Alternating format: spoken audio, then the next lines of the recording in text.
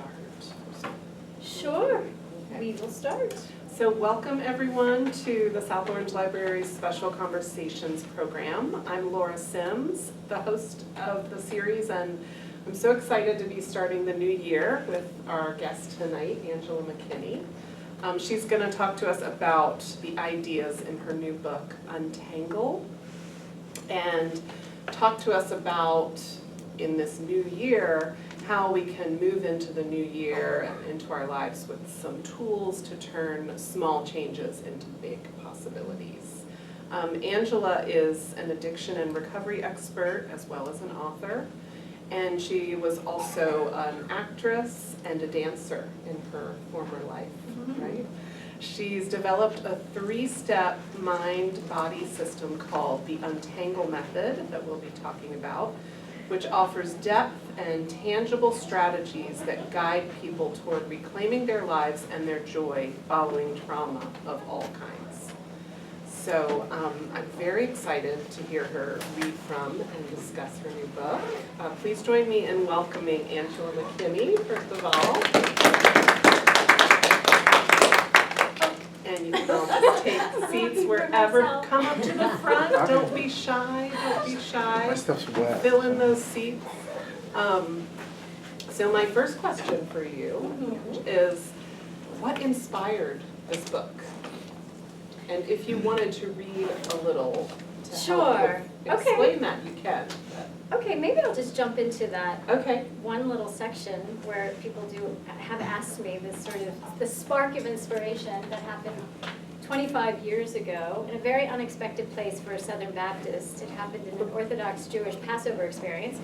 So I will read, I read this little section. I have to put on my readers now because I'm at that age where I can't see.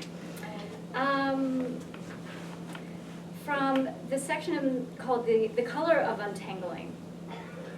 I am my father, I am my mother, I am both. I am a tangled self, I am a creative self. I am more than flesh, I am spirit, I am purpose, I am color, I belong to all, and at the same time I belong nowhere. I am roots, I am seasons, I am a star. Like nature before me, I too am untangling, eroding, and rebuilding. People often ask me how I constructed the Untangle Method. I say from the ashes of despair and an intense desire to taste freedom, the freedom to speak, move, love, and belong.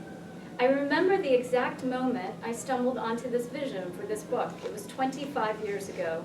At the time, I was barely able to tolerate my burning skin. My freckles felt like scars. I had recently converted to Judaism and participated in my first Orthodox Passover, commemorating the Jewish people's freedom from their slavery in Egypt. At the dinner table, the rabbi shared that converts see things that rooted Jews cannot. In his words, I was an untethered soul. He leaned towards me and encouraged me to share. What was I seeing? What are the Jewish people missing? I felt jolted by the question, heart drumming as dark swirls gushed in my stomach. It was extremely unorthodox for someone of his religious stature to invite such inquiry. I had a lot to say, but my voice was unsteady. I pushed the hard knot in my throat. All attention was on me. As I unlocked my vow of silence, the warm air greeted me. I shared my vision. The method of cleaning crumbs from every corner of the house seems disconnected next to the celebration of freedom and Passover. On the one hand, the cleaning seemed like a form of slavery, and maybe that is the point, to put yourself into a visceral experience of slavery, remembering the harshness of the past. On the other hand, the rituals seemed arbitrary, not integrating or linking the two worlds, the physical dimension and the spiritual world. It felt like a recreation of trauma, not an unwinding. Passover's practice embodies home. Every room, every corner, every story in your house is being stirred through the process of cleaning, offering a spiritual portal to unwind trauma. Why not use the exercise to locate our unconscious crumbs of slavery and then learn how to unlock them? Isn't our relationship with the kitchen different from the office or bedroom? Why not investigate enslavement in every room in our home and develop skills to find liberation?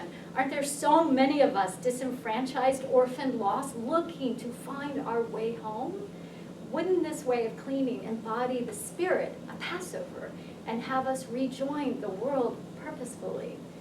I remember the rabbi's eyes. I lifted my head like a rising wave, and at that moment, I felt met. I had stumbled onto something. I felt its significance in my bones.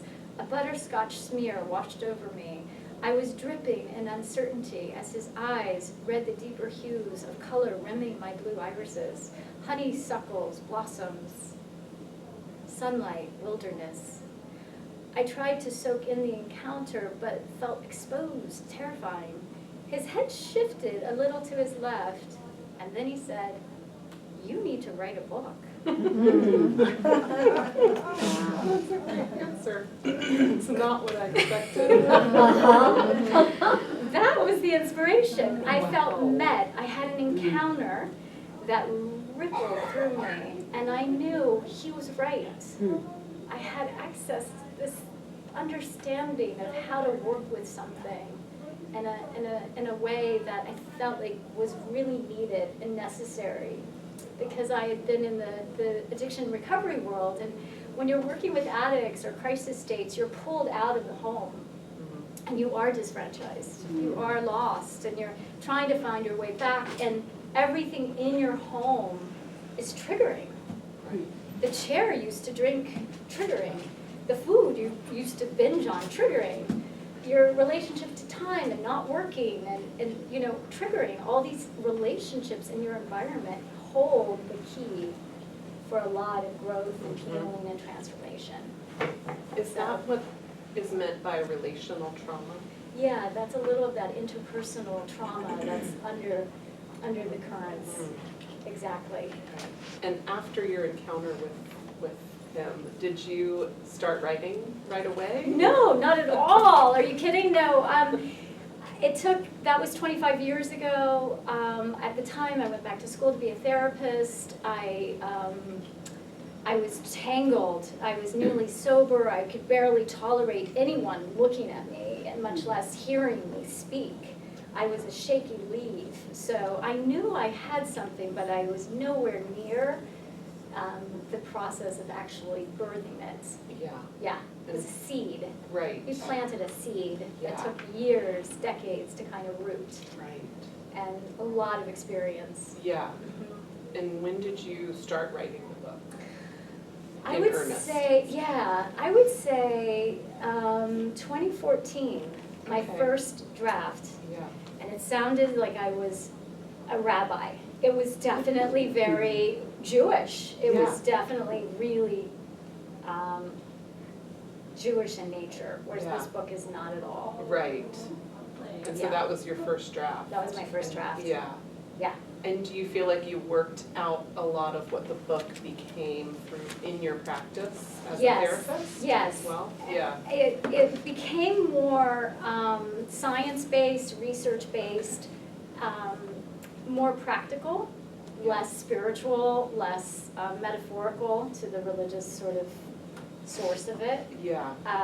It became more of a working model Mm. that, so the inspiration was just the spark, and then it Right. became this other thing entirely. Right. It had its own evolution. Right. Yeah. And what else did you draw on? Were you drawing on other, books Yes. that you read, methodologies? What were some of the influences? Well, my first book that I think was my biggest influence was when I was 15, 16, I read the Tibetan Book of the Dead. And when I read that book, I felt like I was supposed to help people die. I mean, it was just like, I got that book. I was Yeah. like, oh, this makes so much sense to me. Like, why are we not all like helping people die? And then I had to help my grandfather die pretty quickly after, and my step-grandfather, and then my grandmother, and it felt so organic to hold a sacred space for that transition. Yeah. And so that was a hugely influential book for me. And then that modality, I went deeper when I went back to school to become a therapist. I went into Buddhist psychology. That was my sort of lane that I found the most confrontational and deep and dynamic. So that was a huge influence. I have to be honest, like the Jewish spiritual world was hugely influential. And then as I sort of weave you through my like how I recovered from lots of different traumas, some PTS traumas related to my father, and then the relational trauma piece. EMDR for me was a trauma-informed therapy that helps me really process a young, violent experience I had with my father. That opened up my whole world. And then I got into the science and the research of trauma recovery, and that was, 2008 maybe. It's been a while. Okay. So that became really my landscape, was understanding the neurobiology of trauma more than any other influence, I would say. Wow. So. And could you just explain what EMDR therapy is? I know I've heard about it, but. It's a trauma-informed therapy that is memory processing, and you do different techniques. There's some sound, there's bilateral stimulation, basically, of your right and left brain. So you track with your eyes, and you go into the body to access memories. You do it through this very creative sort of portal, being safe with the therapist kind of facilitating it. And you travel in memory realm, and you get to some triggering memories, and you stay with them until they get brought down from a level 10 to a level 5 to level 3, so that you can start to stay, you can talk about those memories in a way that doesn't hijack your nervous system anymore. Right. Okay. Yeah. And that's something that you did yourself? I did that myself, yeah. Yeah. I needed, I got sober when I was young. Trauma impacts everyone differently. My story is sort of being disowned by my father when I was 13, being kicked out of the house, bouncing around LA with my mom, who was depressed. These are all interpersonal experiences that colored my life, and then I had to cope in a certain way. So food became, I had food disorders, I had drinking and substance abuse disorders, so that was a whole journey. So then so the recovery world I accessed when I was quite young. I got sober when I was 25-ish, 26. Okay, yeah. And then I went around to all the different substances. It's never just usually one thing. At least for me, it wasn't. Right. Yeah. And so that kind of gave you firsthand experience with this idea of the tangled self, Yeah. right? Yeah. Can you explain Yes. what the tangled self is? Yeah. The tangled self is the part of us that holds on to the past. It is the part of us that is unconscious and is, I would say, speaking the language of either I can't handle it, or I won't. And it sort of skews, distorts our perception of present reality. It puts us back, into the 4-year-old or the 12-year-old's experience where things were too overwhelming, or where those defenses got set up. So for me, my big one was just disappearing. Like I couldn't handle things, so I just wanted to disappear. So that part of me is still very active. There's a part of me that doesn't want to be here right now. It's like, whoa, I just want to jump out of my skin. Thank you. So for me, the journey from invisibility to pale colors to vibrant colors to all full spectrum is the journey of untangling. How does one do that? And so the tangled self holds, I would say, it's like it holds the posture of I can't, or I won't, or don't, something bad's gonna happen. Yeah. It's a threat response, it's a stress response. And why I like 3 steps, and why I simplified my method to 3 steps, in particular why these 3, is because I felt like it was a rhythm, and we know through trauma recovery we need rhythm, a new rhythm to transform. We get caught in these stuck rhythms. And so in order to unwind a stuck rhythm, we need to move differently in our body and our posture and our voices. And so the tangled self being just one part, and I would say the other person who greatly influenced me is Dan Siegel. He's the interpersonal neurobiologist who really created the concept of integration. And what is integration? You know, I think we all get kind of confused with this sense of self. We're one self, we're a single self, we're all one thing. And he's like, no, like actually integration is where is the strawberry and the blueberries and the bananas? How do they touch each other? How do these parts touch and interact? That's what integration is. And holding a containment for the different parts of you to collaborate is what my model, and you know, David Schwartz's IFS, internal family systems model, that's what he does.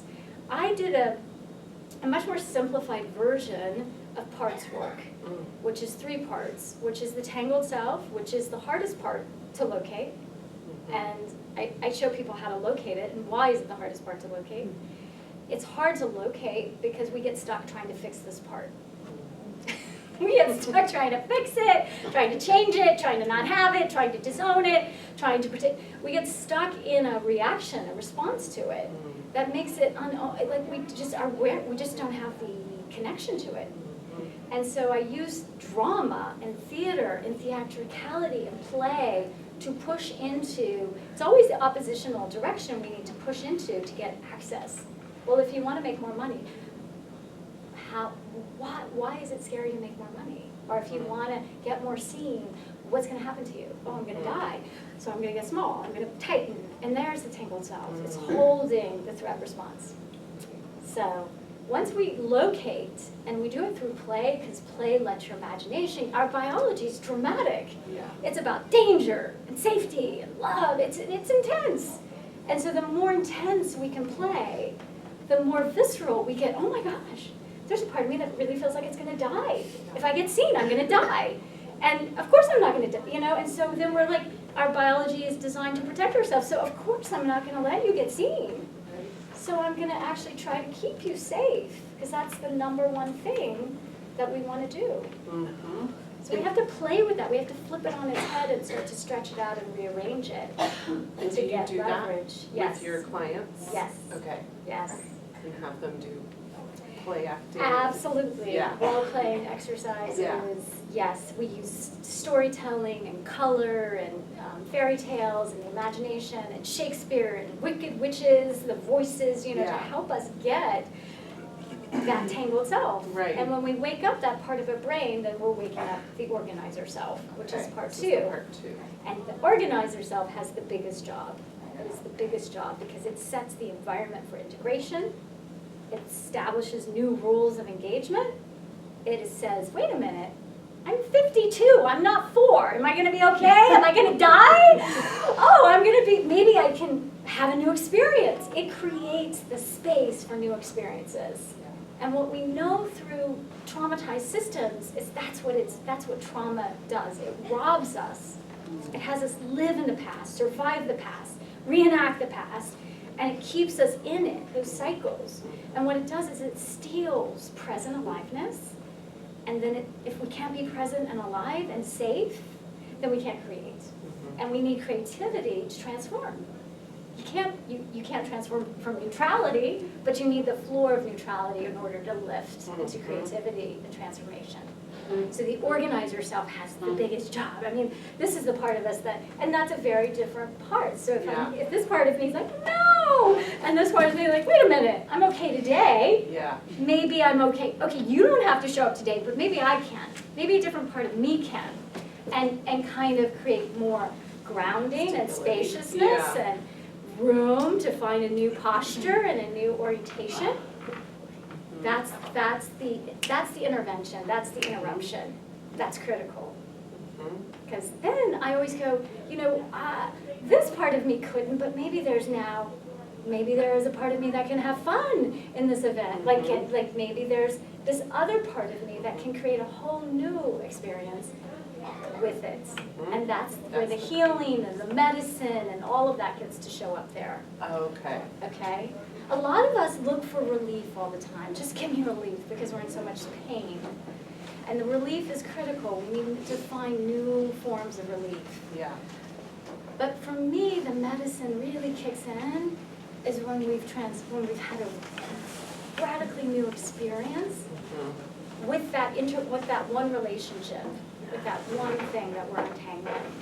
Right. So we untangle one thing, not our whole thing. Like not we I always love to find like the dirty purse or the drawer that overwhelms us, or the pain, the money pain, or the credit card that you don't want to open. Little things we untangle. I love your focus on small things. Yeah. And how powerful those things can be.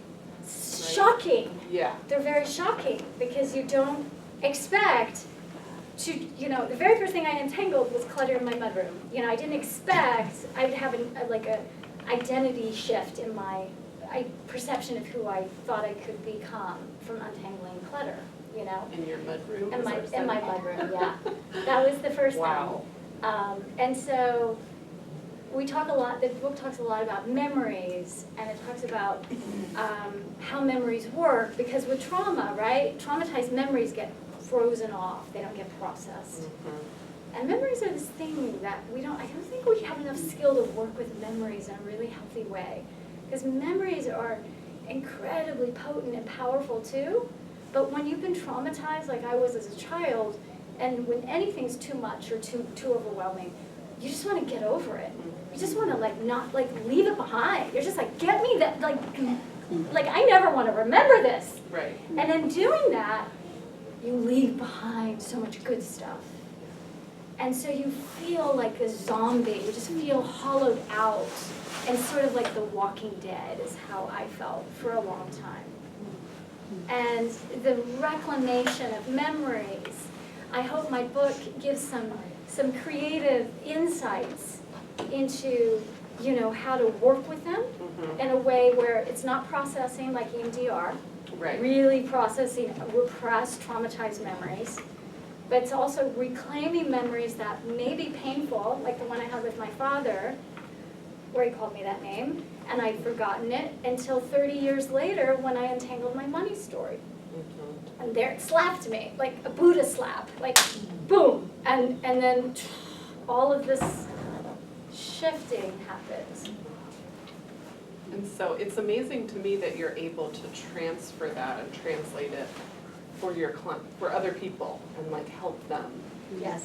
and help them learn how to work through this the way that you did. And have you seen big changes Yes. after working with people? Yeah. Yes. That's amazing. Some little, some big, some powerful, some people not mind-blowing, but reorganizing that paradigm that I'm sort of helping them expand, this perception of their experience allows them more space for new things. So it might not come in the most obvious of ways. Right, right. And what do you think sets this Untangle method apart from other, kind of in the same area of self-help? What do you think sets it apart?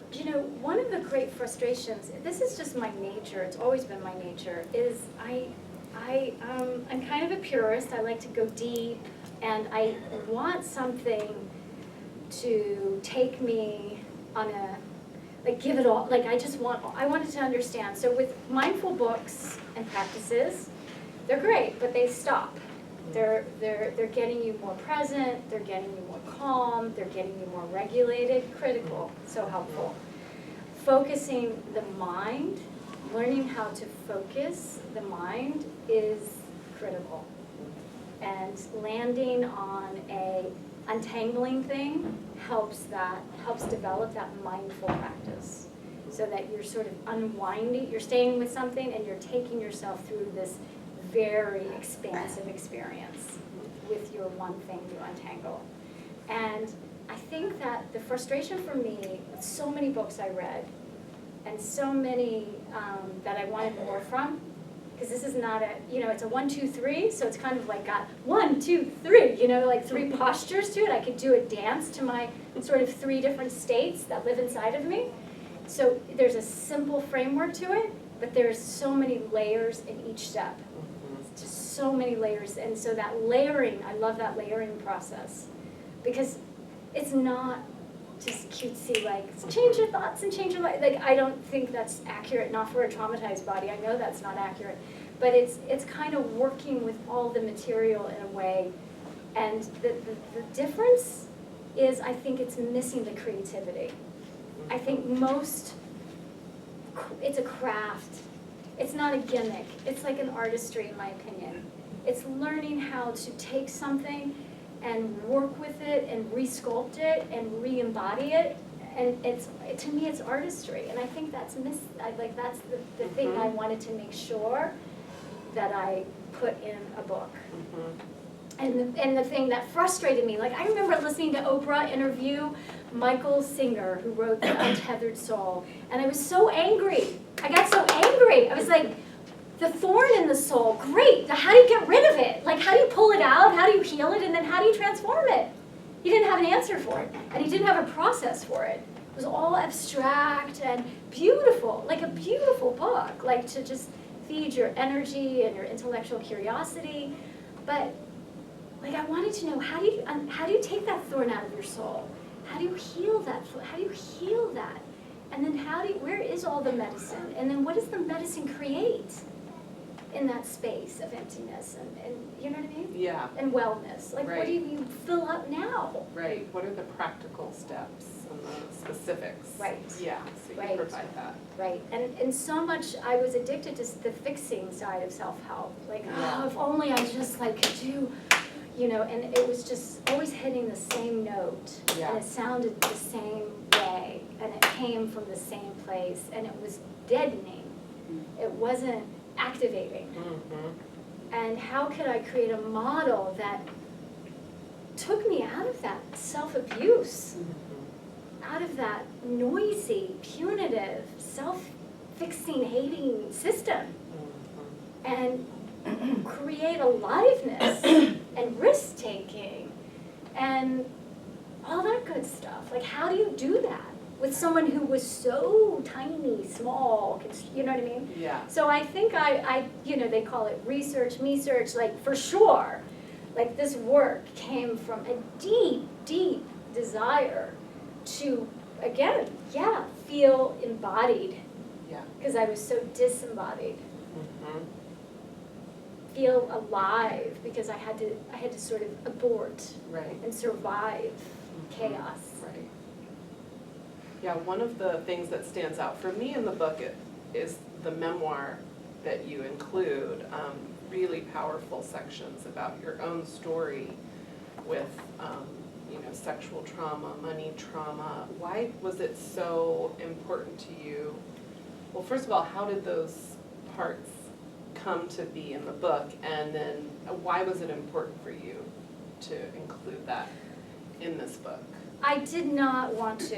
It's funny. I did, it was the last draft with my editor, and I was hiding in my book a little bit. I was like, a little bit out, in, and she's like, you're really teasing us. Like, just come out already. Like, give it to us, And I needed that forced permission to kind of jump in and go crazy. And I shared with you earlier, that was the easiest part of the book, writing-wise. The other part was like eating glass for me. It was just awful. It was just like, nah, every day I was like, 4 a.m., 4 to 7. I was on this it's the only time I could write.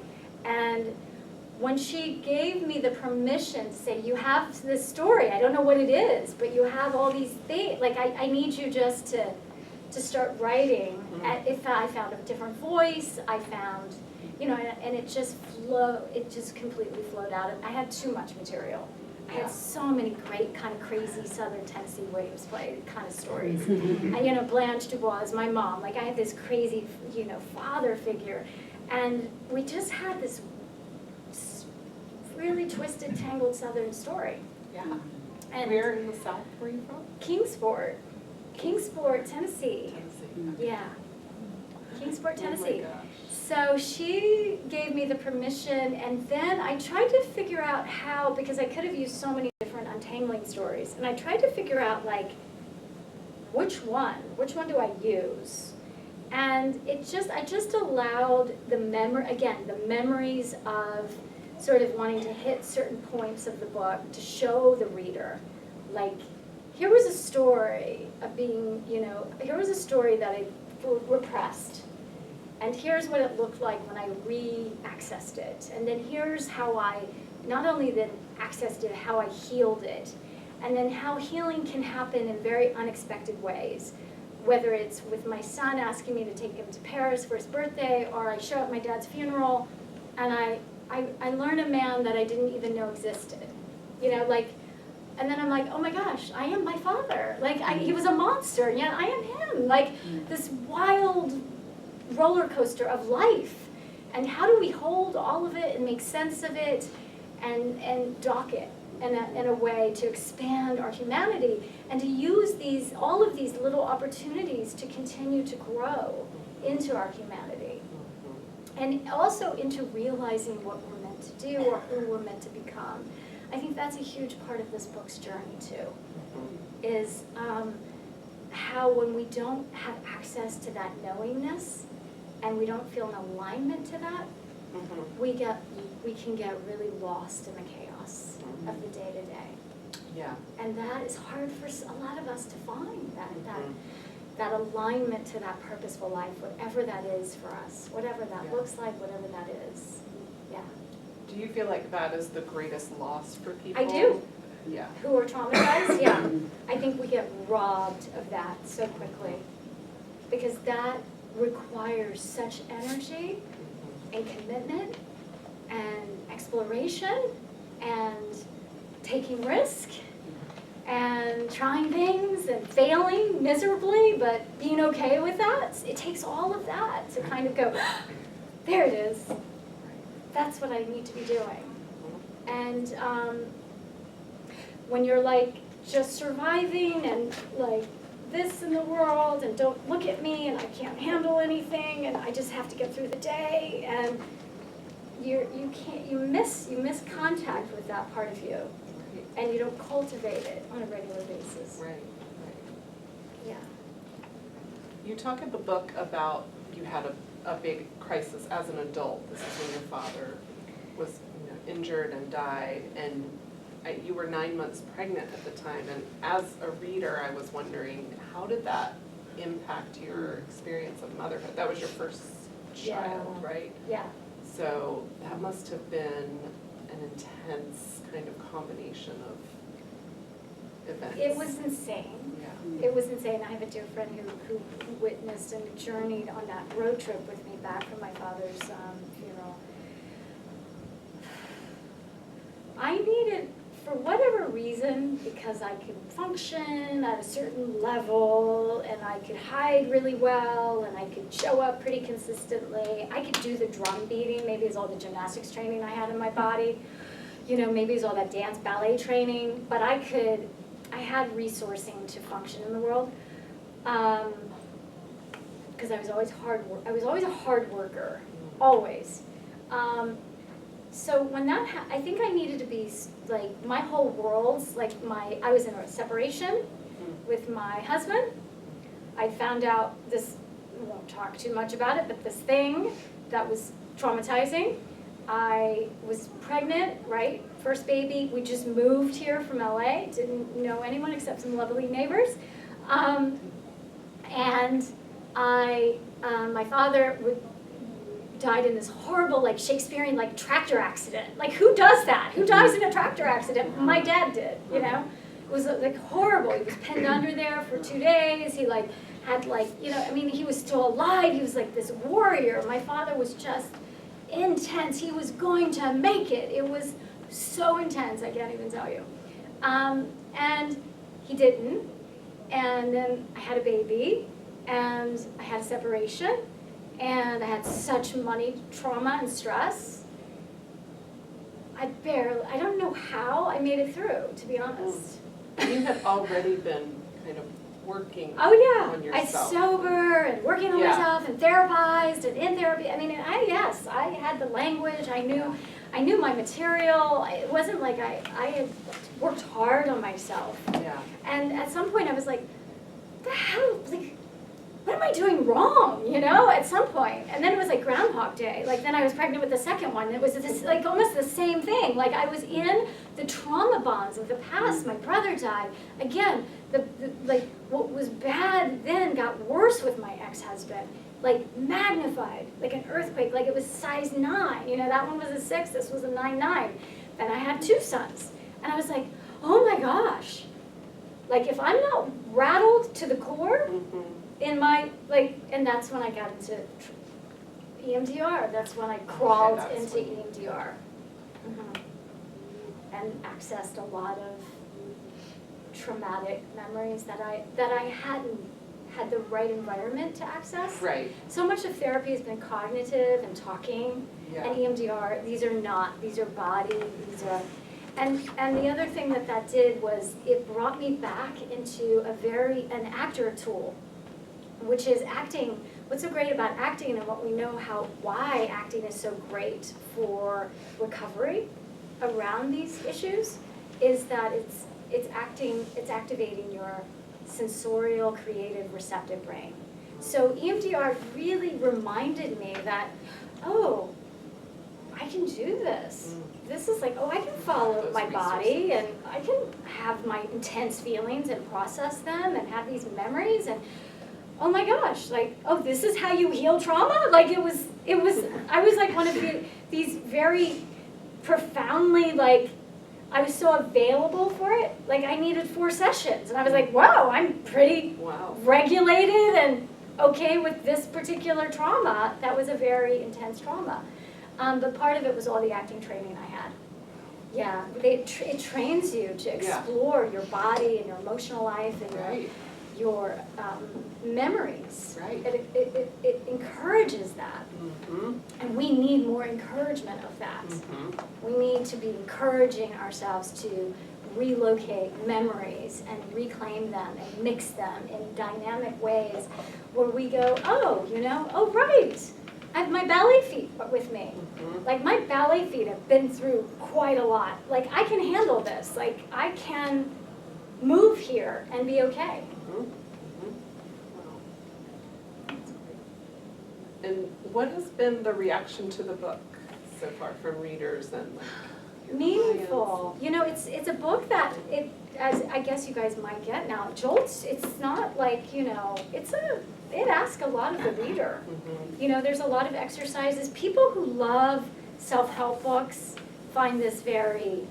I've had great exchanges with people who really enjoy self-help books, and they're so appreciative of the exercises and the way I get people moving and thinking about things in a very interesting way. So it's been meaningful to hear what's working and what everyone's resonating with different things. My therapy friends and colleagues, they're just, it's great to be read by your professionals that you've either worked with professionally or people in your field who are like, oh, you're a coach, you know, like, and they're like, geez, you basically created your own therapy. Like, and it's true. I sort of pulled together from so many great modalities this very creative framework that's not stuck, I think, in one lane. And I think the actor in me, the dancer in me, the artist in me was able to take it somewhere that a lot of books don't go. Yeah. Great. Well, I'm wondering if people have questions for Angela. She came late, I think, so I think I missed this, but I'm curious about the, it sounds like you have a lot of great stories in the book. I'm curious about the, what, you said you converted to Judaism. What did you convert from, and what sparked that? Well, I was just in Tennessee with my brother. It was so cute, and I will answer that question because I got drilled. That question got drilled. I sat down and my brother, he's funny, this farmer was like real Southern, and he just really wanted to know how I reconciled my relationship with Jesus. Like, it was like, I was like, whoa, am I on the hot seat or what? Like, hello, nice to meet you. Okay, let's go there.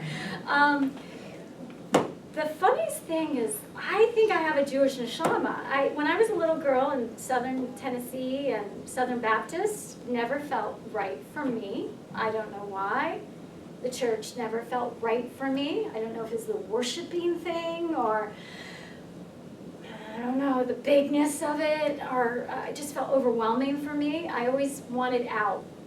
And I remember my mother took me to this little town, and there were apparently some Jewish kids in the neighborhood or this particular school, and I was like, who are they? And they're like, she's like, oh, they're Jewish kids. And I was like, oh, I think I'm supposed to be with the Jewish kids. Like, it was a visceral thought that I'm not supposed to be in this family. I'm supposed to be over there in this Jewish family. So I had these little things, and then when I moved to LA with my mom at 13. My father kind of kicked both of us out of the house. Well, he definitely kicked us both out of the house. And I bounced around, and my best friend's father was a rabbi. And I remember going to my first Shabbos. I was like Friday night dinner. I was 15 maybe, and I knew I could sing Hebrew. I just could sing it. I was like, this really resonates. I just resonated with it. And I knew I was going to convert. I knew I was going to convert. I knew I was supposed to be Jewish. And I knew if I had kids, I wanted them Jewish. So I was going to, so that's sort of why I went Orthodox, was I was like, I don't want to have any of those kids that don't know if they're Jewish or not. They're like, well, your mom had that Reformed conversion. You're not really Jewish. So I was like, kind of went there for them. Because I don't hold on a Jewish religious level. So did that answer your question? What was it exactly? Yeah, Okay. It sounds like it was almost like an instinctual thing that you It really was. really responded I to. think it was permission to, what I really appreciated about Judaism was I had permission to wrestle with my relationship with God. Mhm. I didn't have to believe in a dogmatic way, like it's this way or it's not. I got to have space. I think for me, I felt so suffocated my whole life. And the space has been just, how do you get more internal space? How do you get more space? I think it's been a real theme in my whole life, getting more internal space. And I love that I didn't have to know the answer, and I could wrestle with it, and I wasn't going to be like bad because I wrestled and I questioned. I had permission to ask questions. I didn't have to shut up and sit in the corner and be a good girl. I think all of that was very appealing to me. So I have a follow-up question. Yeah. So then to go back to what your brother was saying, what did you do with Jesus at that point? Yeah. So I never thought Jesus was the Son of God, so I didn't really have to do much with him. That's the thing. I was like, he's a rabbi. There's a great book called Rabbi Jesus. Go read it. I'm like, everyone, do you not know this book? It's called Rabbi Jesus. I'm appalled that our children don't I talk to 12-year-olds or 14, so many of them don't even know Jesus was Jewish. We're so disconnected from the history of people, and that really bothers me. And so this Jesuit priest writes a great book on Rabbi Jesus, and I appreciated that book so much because I was like, it makes him so much more interesting to me. Sure. It made him human, and it made him interesting. Yeah, Can I say- yeah, please. I've known Angie many years, and one of my favorite stories was after you got divorced from your Jewish husband, Yeah. her Southern Baptist mother came and said, well, now all the Jews are out of the house. And Angie looked at her and said, no, Mom, there's still 3 of us here. There's still 3 of us, Blanche. Thanks. Yeah. Oh my gosh. Yeah. I love that Wow. story. Yeah. So her family never really accepted Oh it, no! right? Oh no! They still think I can drink alcohol. They still try to get me to drink as well. Oh yeah, I have that family. Oh no, I haven't had a drink in 26 years, people. Oh really? Yeah. Mhm.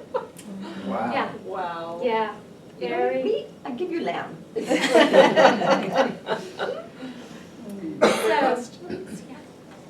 So, This whole endeavor of writing this book, I love that you were talking about, you brought your dancer self, you brought your acting self, and all of these disparate life paths Yes. kind of came together through this book. You tangled them all together in some way. But I'm curious how, I feel like when I find a way to integrate a part of myself, it's this huge burst of energy comes from oh, I was reconciliation. Mm-hmm. So I'm curious if you could talk about what that process might have looked like as you wrote this book and having it come to fruition. Do you feel like you came to fruition in some way? I do. I love the word reconciliation. It's a great word. And you're right. I hope people feel that, because I do want people to stay, it's called a mismatch message, which we won't talk too much about, but these mismatch messages catch us into these old sort of survival patterns. And when we untangle them, we rearrange them to there's a reconciliation process. And I talk about these little bird finches that do this in nature, because I love nature. Nature is throughout this book. There's so much influence around nature. Is probably one of my biggest. I love botany. I love to study botany and trees, and that's been a huge influence to me. But these little finch birds learn their love song. They break it down over 100,000 times. So this mismatch message, I ask everyone to find in like chapter 2 or 3. You want to break down these mismatch messages so this reconciliation can be brought into an alignment with your heart and body and soul, and you sort of embody your love song. And with this book, I feel like this is my love song. Like, I feel like, yes, it was hell. Like, but yeah, my love song has some hell in it and chaos, and it was not easy to write this. And what it showed me, though, is I'm capable of staying with really hard things, because I will be the first to kind of give up on myself sometimes. And writing a book takes tenacity. And it took me remembering. It's funny, I talk about memories again, and the most important memory that got me through this book was not just the vision of that rabbi seeing it, planting that seed in me, and having it root and take on its own formation and flowers, but it was getting me to a boot camp class. Okay? Me, who's like the body person, who a coach said, you should start boot camp, and I just wanted to punch her in the face. And I was like, I can't go to a gym. Like, I just can't do that anymore in my life. I was 7 hours in a gym from like 2 to 15. Like, I can't be in a gym. And it was my Buddha slap. I always say it's the things you don't want to do that you kind of get curious with. You don't just do them for the sake of doing them, but you get curious with them. And that curiosity, so I got slapped because I was really kind of angry and I wanted to punch her. And I was like, okay, Q, go sign up for a boot camp class. And I did. And I went to that boot camp class and I smelled the chalk, which made me want to throw up. I heard the clinking of the weights, which just made my nervous system like shake. I went to the bathroom. I was like, oh my God, what is going on? Like, I can't handle this boot camp class. I haven't even started. And I remember like, oh, whoa, this is really intense. And it took me into my gymnastics stuff, right? So I'm like trudging the road of hell in this boot camp, and I'm just trying not to throw up, right? And I'm just trying to like stay with it. And I'm like, oh my God. And about 20 minutes in, something happened. Something else kicked into gear. And it was this remembering this incredible power and training and strength inside of me that I had really lost contact with. And I could not have written this book without that one experience at that boot camp class. That boot camp class, I heard this, like, it was like a scream took over and was like, are you kidding me? You can't write a book? I was like, I can't write a book. I have no time. I'm always tired. I have all these clients, my kid. Like, I was making a million excuses.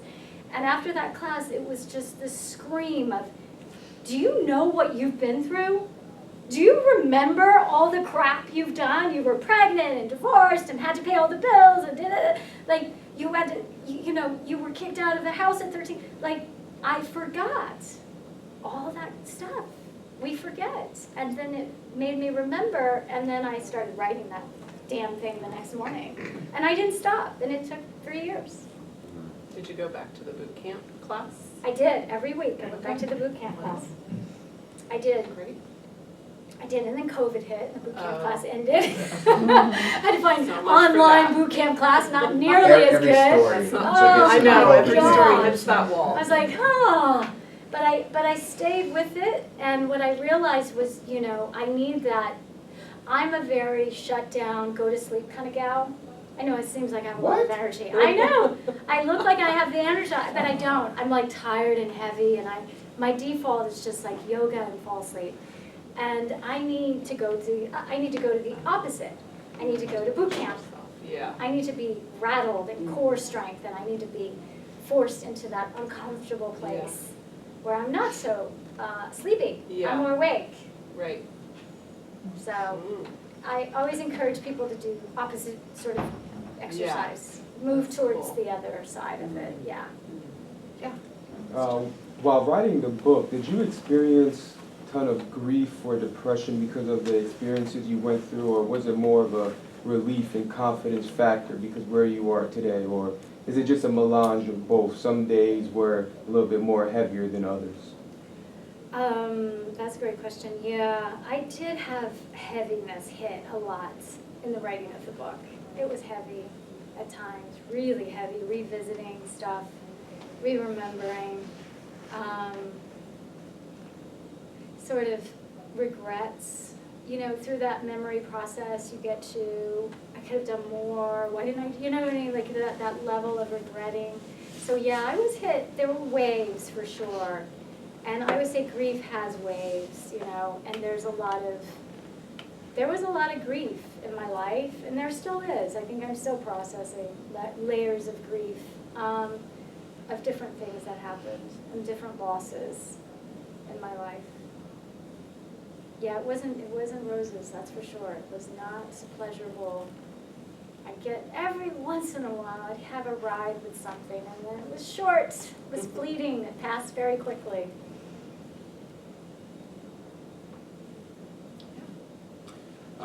Question about the importance of the therapist or the practitioner to have done a certain level of work on themselves in order to offer medicine to someone Yeah, else. I think that's really important.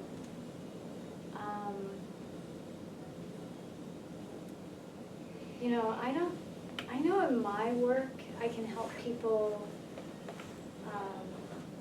really get safe with new experiences, really look at money differently, really do things that I know, that I embody, that I don't just talk about.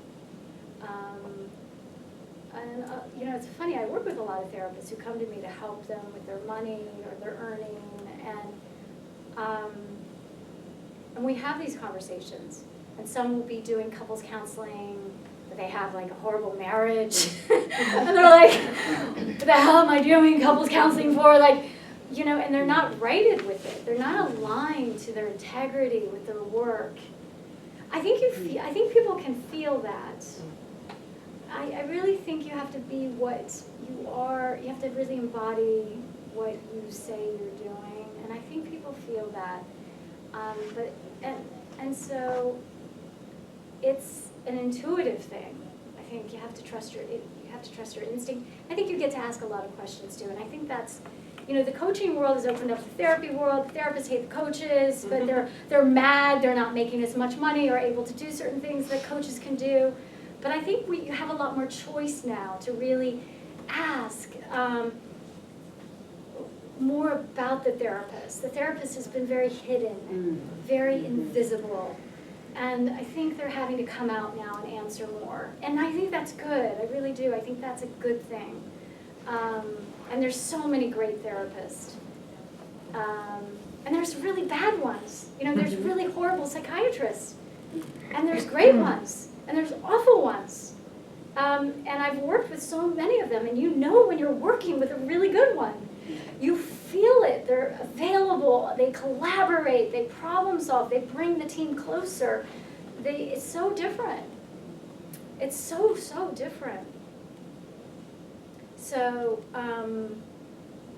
you know, the ones who aren't great, they get defensive. They get they're closed, you know? I think when you know what you can do to help someone, I think you're very available to be open to what that looks like and what that is. And do a trial run. You know, I think those are always really good. Yeah, because it's a big commitment. Yeah. Hi, I missed out, I intend to read the book too, but I'm just curious what the third step was. Oh, the third piece of creative the self. ribbon. Good, yes. Creative, The creative self. oh, right, okay. So, yeah. So the organizer self, right, boot camps the space Right. to then, I would say, access that part of you before the trauma and drama. And sometimes we have to really use our imagination before, you know, when we, you know, babies are beautiful here, and little kids are give us a key to kind of like, oh right, there's a part of me that was aligned to, I want this, and I can move freely, and I can engage the world without fear and terror that I'm gonna be like hurt, you know? And so the creative self reconnects to the part of us that knew life before and was free to feel, taste, touch, experience the world in a way that developed us. And we stopped developing that part of us because we get cut here, we get severed from it. And so my whole thing, I think I'm really trying to create an environment for is the reclamation of really the creative self. And I use poetry and color and nature and metaphors like orchids to dandelions, all of these things to kind of like help us get back to that imagination and see our problems differently and see our natures differently too. Yeah. One other thing, I don't know if this is in the book, but this is something you said to me once about how the first step of I'm in pain and I'm gonna get out of that pain, that is a cycle that most of us repeat over and over and over again. Mm-hmm. And that the difference with your work is that there's this third piece where we're building muscle Yeah, to capacity, thank you, to have this new experience. And I know for myself, I felt like I went from that, I'm in trauma and crisis, I feel better now, you know, Yeah. but no real change or integration would happen. And I remember you Yes. saying that to me. I don't know if you've written it in the book, I don't remember if I read it or just remember you saying it, but that repeated cycle of crisis feeling better, that's most self-help books, right? Yes. Like that, getting out of the pain. Yeah, And this, the third piece, seems to be the piece that is really unique to me yes. in your work. Yes.